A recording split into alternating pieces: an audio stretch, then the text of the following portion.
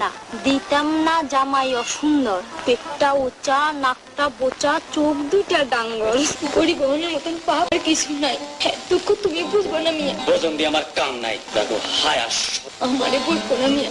দলও যায় এই আমরা রাইতে, আমরা কিরাম পারো কোনোখানে যাই।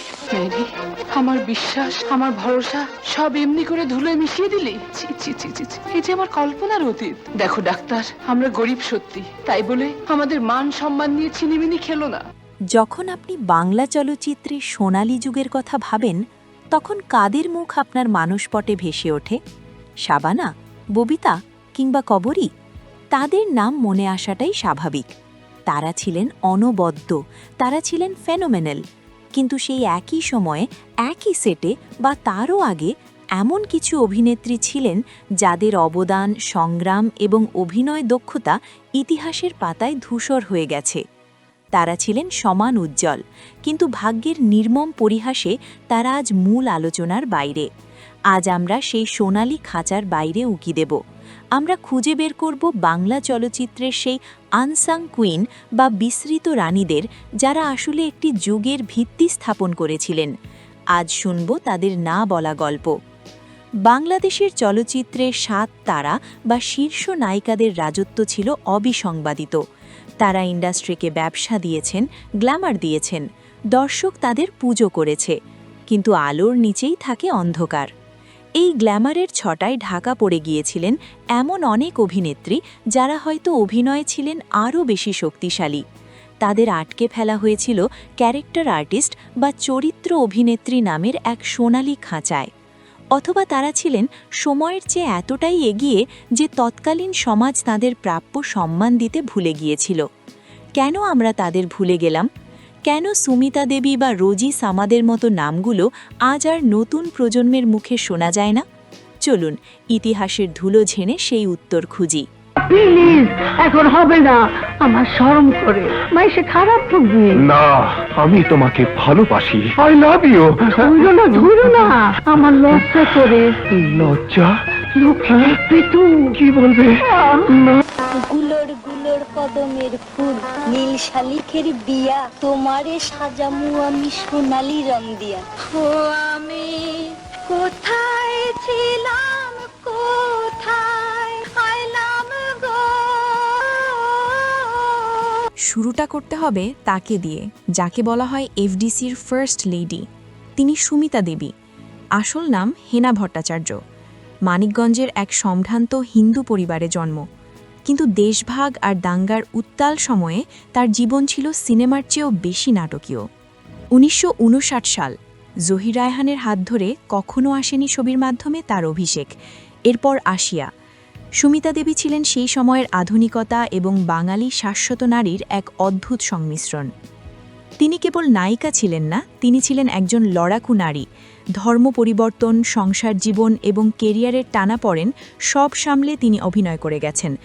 অথচ আজকের কয়জন দর্শক জানেন এই এফডিসির ইট পাথরের সাথে মিশে আছে সুমিতা দেবীর দীর্ঘশ্বাস? তিনি ছিলেন সেই ভিত্তিপ্রস্তর যার উপর দাঁড়িয়ে আছে আজকের ঢালিউড। এ সম্পর্কের কথা তোমার মন গড়া, মিথ্যে, বানোয়াট। এই মিথ্যে বানোয়াট কথাটাই আমি সত্যি বলে প্রমাণ করব। কিনে নাও। জুলমত, আমি তোমার পায়ে পড়ি, মিথ্যে কলঙ্ক দিয়ে আমার মান, সম্মান, ইজ্জত ধুলোয় মিশিয়ে দিও না। টাকা ছাড়া আমি কিছুই বুঝি না জাহানারা। এবার আসি আরেক কিংবদন্তির কথায়, রোজি সামাদ বা রোজি আফসারি। বাংলা চলচ্চিত্রে তিনি ছিলেন অভিনয়ের এক পাওয়ার হাউস। ১৯৬৪ সালে এই তো জীবন দিয়ে শুরু। কিন্তু রোজি সামাদ নিজেকে নায়িকা ইমেজের চেয়ে অভিনেত্রী হিসেবে প্রতিষ্ঠিত করতেই বেশি পছন্দ করতেন। অনেকেই হয়তো জানেন না, পাকিস্তানের প্রথম রঙিন ছবি সঙ্গমের নায়িকা ছিলেন তিনি। রোজি সামাদ প্রমাণ করেছিলেন গ্ল্যামার দিয়ে নয়, চোখের ভাষা দিয়েও পর্দা শাসন করা যায়। তিনি আজীবন ছিলেন চলচ্চিত্রের নিবেদিত প্রাণ। কিন্তু তথাকথিত সুপারস্টার তকমা কি তিনি পেয়েছিলেন, নাকি পার্শ্ব চরিত্রের আড়ালে তার অসামান্য প্রতিভা আমাদের চোখ এড়িয়ে গিয়েছিল? তিনি ছিলেন সেই কুইন যার মাথায় মুকুট ছিল না, কিন্তু রাজত্ব ছিল অভিনয়ে। আপা আর দুলা ভাই, তোমরা দুজন আমাদের মা আর বাবার মতন। তোমাদের মায়া ভরা স্নেহের স্বভাব বুঝতে দেয়নি মা বাবার অভাব। 21শে ফেব্রুয়ারি সেটা আবার কি? 21শে ফেব্রুয়ারি কি তুই জানিস না বুঝি? জানার আমার প্রয়োজনও নেই। অসভ্যদের মতো খালি পায়ে সারা রাস্তা তাদিন করে নেচে বেড়ানো হয়েছে না? জানি সেগুলো আমি পছন্দ করি না, তবু কেন গিয়েছিলি? আর কোনোদিন গেলে লেখাপড়া বন্ধ হয়ে যাবে, মনে থাকে জানে। আর রওশন জামিল, জীবন থেকে নেয়া ছবিতে তার সেই কর্তৃত্বপরায়ণ দেবরের বউয়ের চরিত্রটি কি ভোলা সম্ভব? তিনি ছিলেন নৃত্যে পারদর্শী, অভিনয়ে অপ্রতিদ্বন্দ্বী। নায়িকা হওয়ার দৌড়ে তিনি ছিলেন না, কিন্তু তিনি যখন পর্দায় আসতেন তখন বাঘা বাঘা নায়িকারাও ম্লান হয়ে যেতেন। শুধু সুমিতা বা রোজি নন, আনোয়ারা, সুচন্দা, এমন আরও অনেক নাম আছে যারা হয়তো পোস্টারের মাঝখানে বড় করে স্থান পাননি সবসময়, কিন্তু সিনেমার মেরুদণ্ড ছিলেন তারাই। তারা ছিলেন সেই ভিত্তি যা ছাড়া গোল্ডেন এজ বা সোনালী যুগ ধসে পড়ত। প্রশ্ন জাগে, এত প্রতিভা থাকা সত্ত্বেও কেন তারা বিস্মৃতির অতলে? হয়তো আমাদের সংরক্ষণ আর মূল্যায়নের অভাব, হয়তো আমরা কেবল গ্ল্যামার আর কমার্শিয়াল সাকসেসকেই মনে রাখি, শিল্পের গভীরতাকে নয়। আজকের প্রজন্ম শাবানা, ববিতাকে চেনে, কিন্তু সুমিতা দেবী বা রোজি সামাদের নাম শুনলে থমকে যায়। এটা তাদের ব্যর্থতা নয়, এটা আমাদের ইতিহাসের ব্যর্থতা। আমরা তাদের গল্পগুলো সেভাবে বলিনি যেভাবে বলা উচিত ছিল। তারা ছিলেন বাংলা চলচ্চিত্রের আনসাং কুইন্স। তারা 7 তারার ঝলকানিতে আলোকিত ছিলেন ঠিকই, কিন্তু তারা ছিলেন ধ্রুবতারা যারা পথ দেখিয়েছিলেন।